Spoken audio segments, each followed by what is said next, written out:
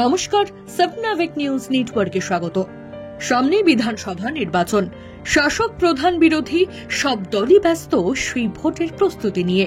সেটাই স্বাভাবিক, কিন্তু বাদ সেধেছে সাম্প্রতিক প্রাকৃতিক বিপর্যয়। বিশেষ করে উত্তর বাংলার পাহাড় সহ তরাই ও ডুয়ার্সের বিস্তীর্ণ এলাকার মানুষ এখনো পর্যন্ত ফিরে পাননি মাথার ছাদ। পাহাড়ি রাস্তা কোনো মতে জোড়াতাপ্তি দিয়ে দেখানো হচ্ছে পরিস্থিতি স্বাভাবিক, কিন্তু বাস্তব বলছে অন্য কথা।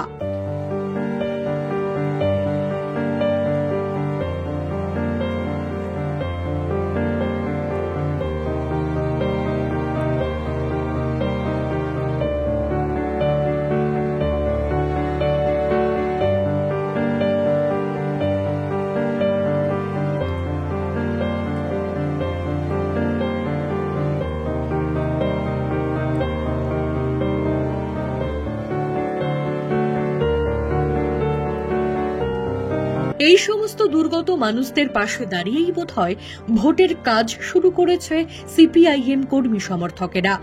এদিন যেমন আগরপাড়ার রাস্তায় দেখা গেল মহিলা পুরুষ নির্বিশেষে সিপিআইএম কর্মী সমর্থকেরা রাস্তায় নেমেছেন উত্তর বাংলার বানভাসী মানুষের পাশে দাঁড়াবার জন্য অর্থ সংগ্রহ করতে। অর্থ সংগ্রহের পাশাপাশি বেশ কিছু রাজনৈতিক দাবিকেও তারা সামনে তুলে ধরার চেষ্টা করলেন তাদের হাতে থাকা পোস্টারের মাধ্যমে।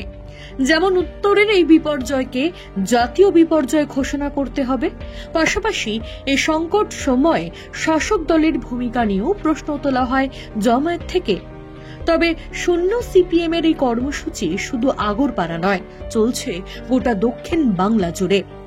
দক্ষিণ থেকে সাহায্য নিয়ে তারা পৌঁছে যাচ্ছেন উত্তরে, আর এই অর্থ সংগ্রহ কর্মসূচিতে সাধারণ মানুষ, ছোট ব্যবসায়ীদের ভূমিকাও ছিল চোখে পড়ার মতো।